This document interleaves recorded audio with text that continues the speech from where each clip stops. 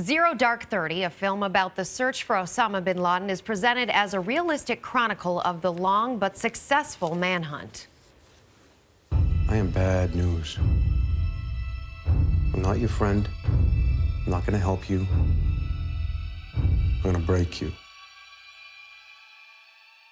Any questions? The movie has drawn acclaim from critics and sharp criticism from Washington over its depiction of the use of torture as a key source of information leading to bin Laden's discovery and death. CBS This Morning's Charlie Rose sat down with the movie's director, Kathryn Bigelow. There were many methods utilized to obtain detainee information. Some was electronic surveillance, some was cell phone trap and trace, good old-fashioned boots on the ground sleuthing. So many methods were utilized, and enhanced interrogation. Joining us from Los Angeles is Kaj Larsen, a former U.S. Navy SEAL. It's great to have you with us, Kaj. Good morning.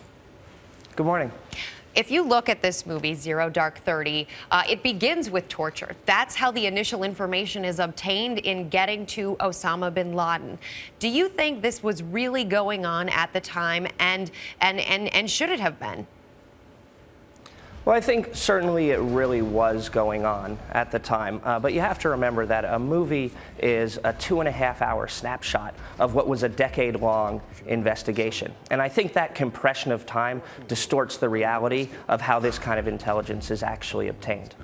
So you don't think there's as much of it was obtained in this way? Is that what you're saying, Kaj?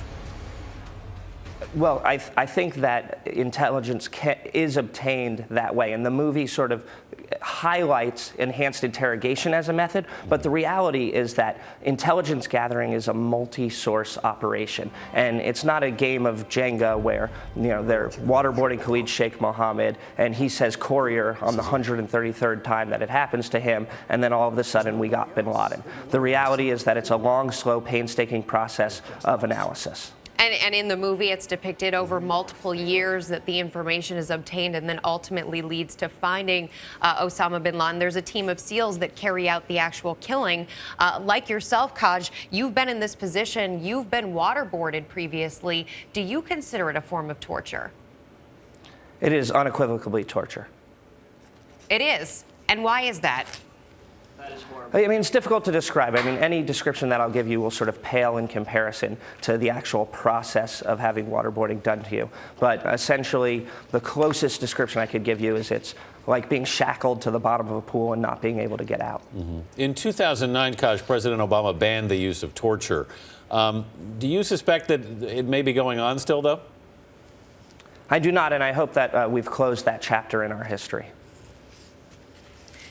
What about the old practice of flying our prisoners to other countries where torture is not frowned upon? In the movie, there's actually this scene where Maya, the woman in the CIA, says to one of the detainees, "We could send you elsewhere, or you could stay here in Pakistan," and he wants to talk to her in Pakistan because he doesn't want to go elsewhere.